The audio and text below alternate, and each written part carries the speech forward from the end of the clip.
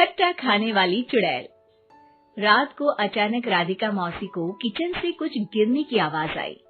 उन्होंने बाहर निकल के देखा तो किचन में उन्हें कोई सफेद साड़ी में दिखा। वो चीख पड़ी, हे भगवान, आलतू जलाल तू आई बला को टाल तू, आलतू जलाल तू आई बला को टाल तू। राधिका मौसी को चीखते सुनकर श्रवण बाहर आता है भागते हुए। अरे माँ, क्या हुआ? क्या देख लिया? दादी माँ आ गई क्या सपने में? अरे बेटा, रसोड़े में देख तो कौन है? श्रवण रसोड़ी में झांक कर देखता है और उसे कोई नहीं दिखता अंदर। अब रसोड़ी में तो कोई नहीं है माँ। कोई सफेद साड़ी में नहीं है क्या? नहीं माँ, कोई भी नहीं है। चिल्लम चिल्ली की आवाज सुनकर काजल भी वहाँ आ जाती है। अब क्या हो गया माँ जी? अरे बेटा, रसोड़े में एक चुड़ैल थी सफेद साड़ी में। अरे क्या कर रही थी वो अंदर? अरे बताया नहीं, कल आएगी ना तो पूछ लूंगी। चुड़ैल जी, आपका क्या प्लान है? माँ जी, रात बहुत हो गई है, आपने कोई बुरा सपना देखा होगा, चलिए सो जाइए। राधिका मौसी सोने तो चली जाती है पर उनको रात भर नींद ही नहीं आती। वो कुछ भी उलझुल बातें सोचने लगती है। कहीं चुड़ैल की वजह से तो घर में टेंशन नहीं हो रहा, कहीं उसी की वजह से तो वो दादी नहीं बन पा रही।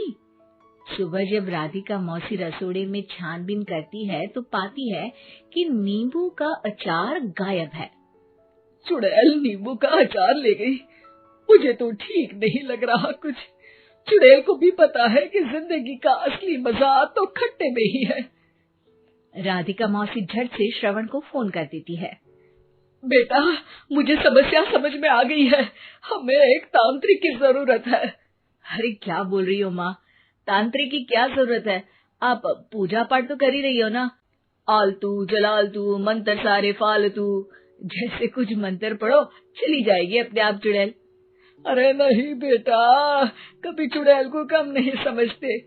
अरे तुझे पता भी नहीं चलेगा कि कभी वो छल करके काजल की जगह घर की बहू खुद बन जाएगी। क्या माँ, कुछ भी बोल रही हो? कहाँ काजल और कहाँ चुड़ैल?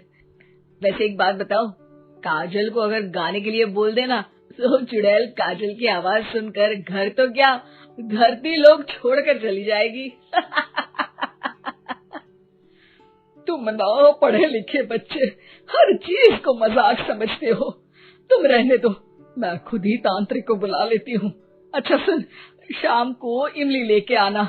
क्या है कि चटनी खाए बहुत दिन हो गए है ना? नहीं माँ, इमली तांत्रिक से ही मंगवा लो ना, आटा वगैरह भी उसी से पिसवा लेना।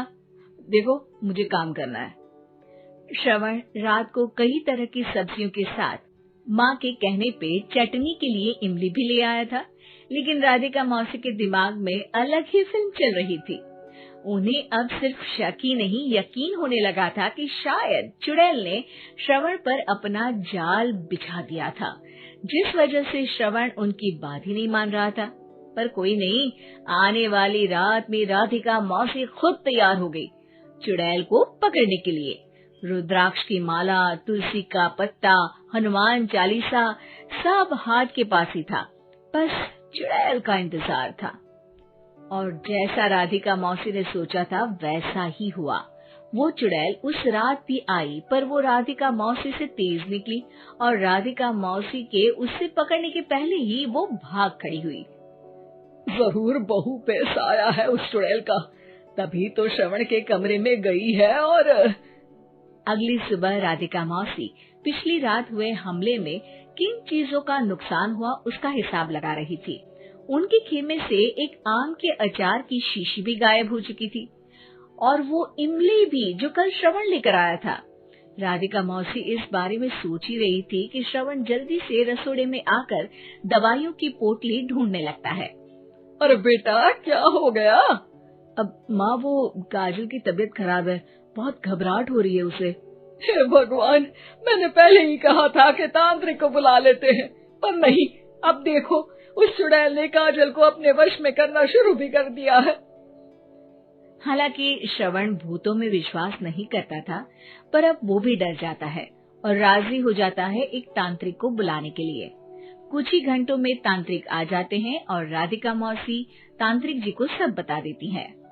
घोर संकट, घनघोर संकट, चुड़ैल को मारू जोर चाकट, ओम भट स्वाहा खटखा के आहा।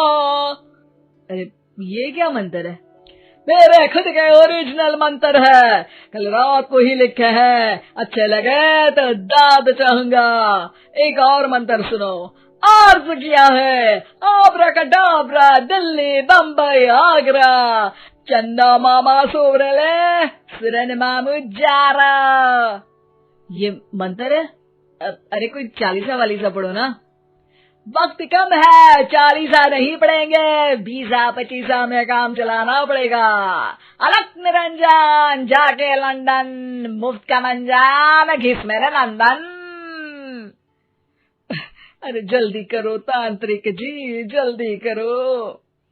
तांत्रिक अपने उल झलूल मंत्र पढ़ने लगता है। श्रवण को तांत्रिक पे शक होता है।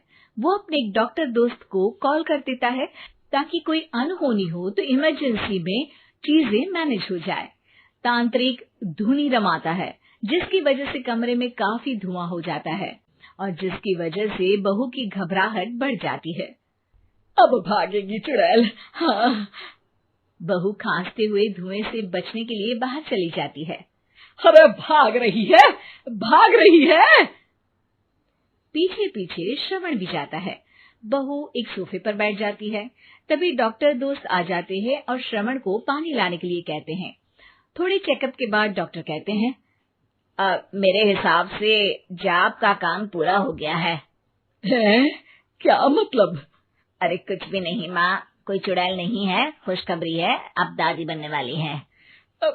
मगर वो सब अचार के डब्बे।